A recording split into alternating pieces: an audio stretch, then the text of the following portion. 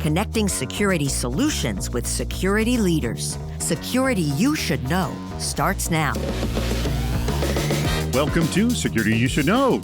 Hey, I'm David Spark. I'm co-hosting today's episode. And today we are talking about Tines and what they are doing in orchestration and automation. Now, the problem they're addressing is coordinating between different security tools, helping us to get answers to these questions about this very issue are Bill Harmer, who is the Information Security Advisor over at Craft Ventures, and Brett Conlon, who's a CISO over at American Century Investments. So Bill and Brett, I'm going to start with both of you. I'll start with you, Bill, specifically.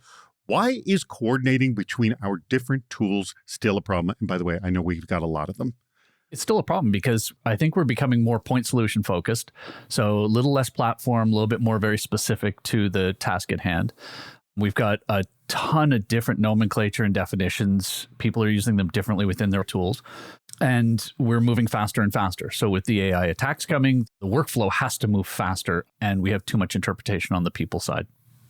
Very nice setup. What would you add to that, Brett? Yeah, I think just adding to that, we see the platforms taking over and sort of once you have a mature space, right? But when you see new technologies such as AI, LLMs coming out, more emphasis around machine learning, then you get point-in-time solutions, and then it takes about 5 years to see that platform evolve.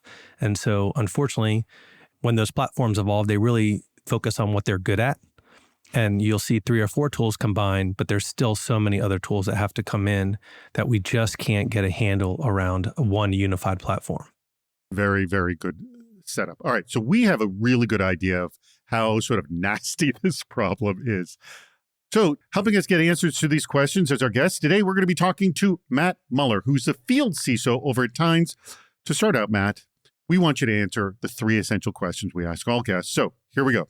The 3 questions, Matt, are: how do I explain the value of your solution, Tines, to my CEO? What does your solution do, and what does it not do? So what lane do you swim in, if you will?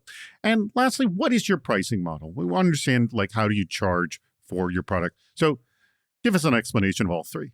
Well, if you think about what the CEO wants from the security team, it basically boils down to 2 things: help manage risk and help the business move forward safely.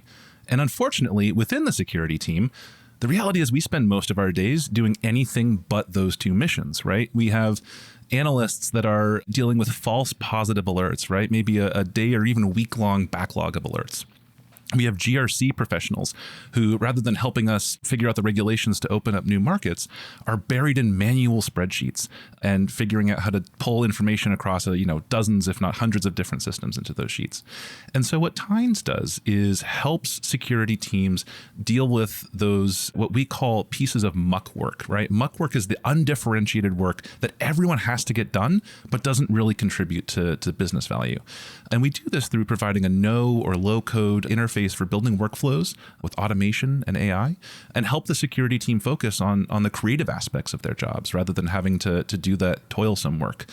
Ultimately, our pricing is sort of reflective of the fact that we want to be able to help you automate as much of your work as possible. And so we have a base platform fee with a couple different sizes of pricing, depending on how much you want to automate and how big your organization is, with a few add-ons here and there on top of that. But ultimately, it's about helping people map the automation that they do back to the value they're providing to their CEO. And just to clarify, if I understand correctly, your pricing is based on how much automation I do with your product, yes? Exactly. Okay, that's good. I like that. All right.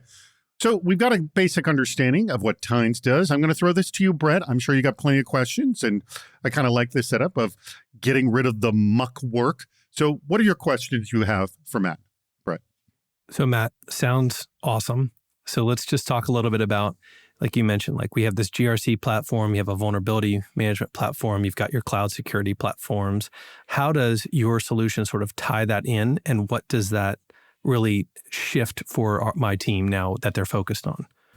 Yeah, what we find is that a lot of teams have very effective point solutions, right? And a point solution can actually be fairly broad. Maybe it's a magic marker and not necessarily a pencil.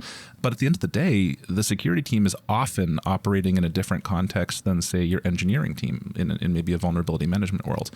And so in a previous manual operations world, we've talked with teams that went into their vulnerability management tool, manually pulled out every single vulnerability, deduplicated, the results, pasted those into tickets for the engineering team to pick up, and then manually tracked the results of them remediating those vulnerabilities. With Tines, we can help automate the connection of all those tools, right? It's sort of the glue or the last mile of automation that really helps eliminate those manual processes.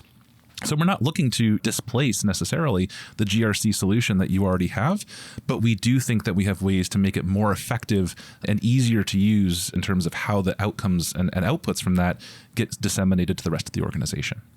I kind of like that. Bill. So I'm just going to bounce off of that and sort of keep going then. So based in that scenario, and not fully replacing a GRC, but providing that automation in the workflow, what visibility and audit capabilities exists inside Tines for monitoring automated actions?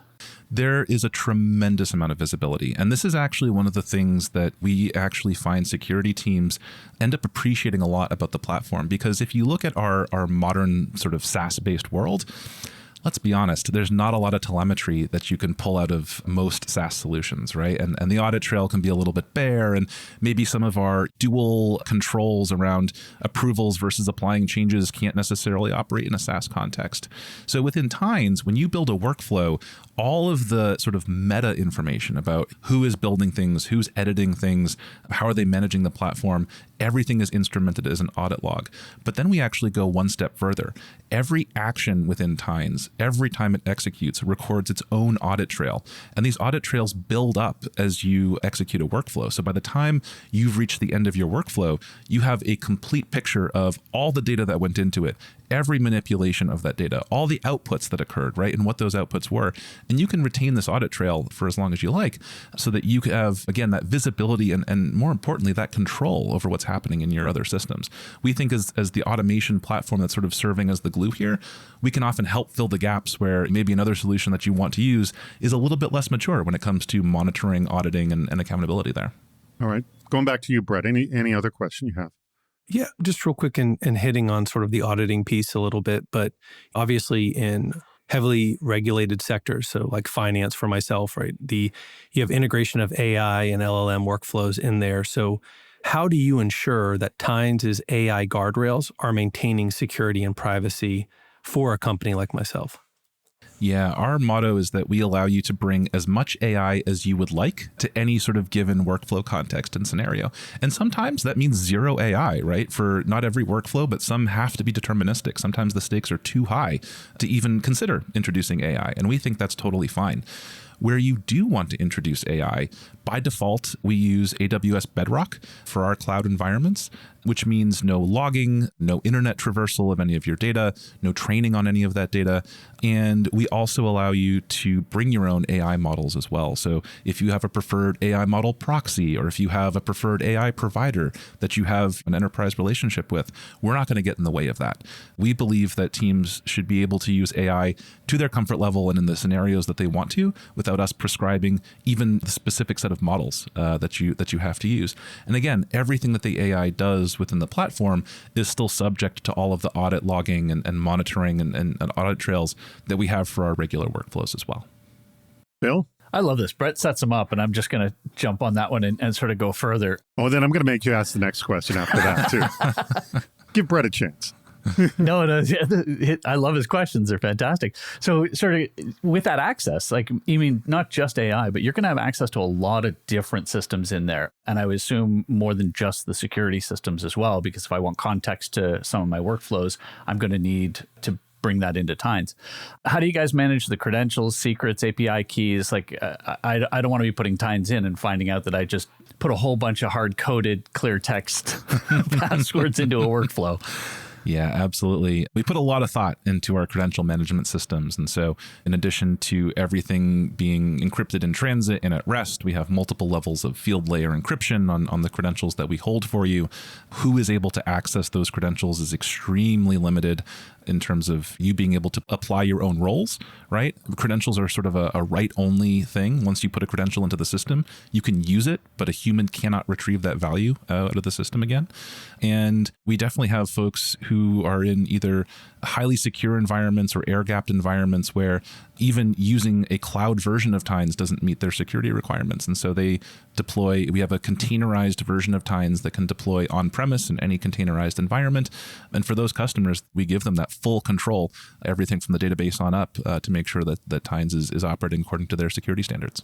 All right, I'm going to give each of you just one quick question because we only have about a minute and a half left. So I'm going to start with you, Bill, so you don't get to ride on Brett again. Bill, what's your last question? All right, my last question then is going to go down to the privacy side. Who at Tines, in a cloud version, I understand you have container and on-prem, but in probably the most common sense or common deployment, who at Tines has access to my data, and how do I know when and if they're accessing it? Yeah, so this is something that we take very, very seriously. And there's a small number of folks in sort of our infrastructure and engineering organization who are able to escalate permissions into AWS. But everything they do there is instrumented, right? Every command that they run, every action that they take, everything is audited and monitored. And again, we want to make sure that if a human does access your data, it's with your permission, right? Maybe we're helping you troubleshoot something, and otherwise making sure that we're locking as many humans at Tines out of production systems as possible. You'll be relieved to know I have no access to your production data, right? So definitely something that we tried to build in from the ground up there for sure. So with the last question, can I ask a little bit more about like customer impact? So could you share a specific customer story where Tines significantly transformed like the team's workflow or security operations, and what made that implementation particularly successful? Yeah, I mean, there's a couple examples that come to mind. We worked with Texas A&M University recently to help them automate hundreds of hours of work per month. We have a case study with Elastic, who I believe is able to substitute the work of a couple FTEs with Tines. And it's because what these teams were working on was that sort of manual, painful work, right? You don't need a human being to analyze every single phishing email that gets reported to the security team. Sometimes they are legitimately going to be from your human resources system, right? And maybe you have an especially paranoid end user that's just reporting everything to the security team. And so by automating this work where humans truly don't add value to that process, these customers were able to then refocus on finding the adversaries, right? Shifting those resources to actually providing the business value and ultimately making sure that when you have a security team member, that they're not just a button pusher, right? We're actually able to leverage their knowledge and expertise in different places. Excellent. Well, that brings us to the almost tail end of our show. Matt, I have one last question for you. Is there something that did not come up, just one thing you would like everyone to know that didn't come up in our conversation? I think the one thing about Tines that all of our customers come to appreciate is just how customer obsessed we are when it comes to shipping new features. If you go to tines.com/what's new, you will find sometimes dozens of new features a month that we're shipping. And these are actual meaty features, right, that serve a real need. Almost every single one of them came from a customer request. We are that obsessed with making sure we are an extension of your security team and shipping the software that is actually valuable and wanted by our end customers, which can be a little weirdly rare in the cybersecurity world. That is awesome to hear. And I love the fact that you have that space. So see for yourself how often they're updating it by going to tines.com/what's new, did you say? /what's new. All right. Well, that's it for this episode of Security You Should Know. I'm David Spark, who's filling in for Rich Stroffolino. To learn more, though, head over to Tines' site. Remember, you can just go to tines.com. If you want to see the new stuff, you go to tines.com/what's new. If you have any feedback or questions for Matt, you can send them to us at feedback@cisoseries.com. We'll get them to him, but you can also contact Matt. Matt Muller. We'll have a link to his profile over on LinkedIn as well. And huge thanks to our two guests. That'd be Bill Harmer and Brett Conlon for helping us learn more about Tines. And thank you, Matt Muller from Tines, for your time and being game to answer all of the questions, of which, by the way, I should mention to our audience, he didn't know any of these before this started. We don't send him the questions beforehand. We just say you're going to get asked a lot of questions. So he answered those all on the fly. So thank you to our audience. We greatly appreciate you listening to Security You Should Know.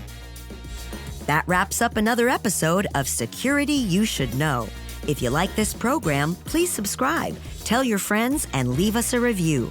All companies showcased on this program are sponsors of CISO Series.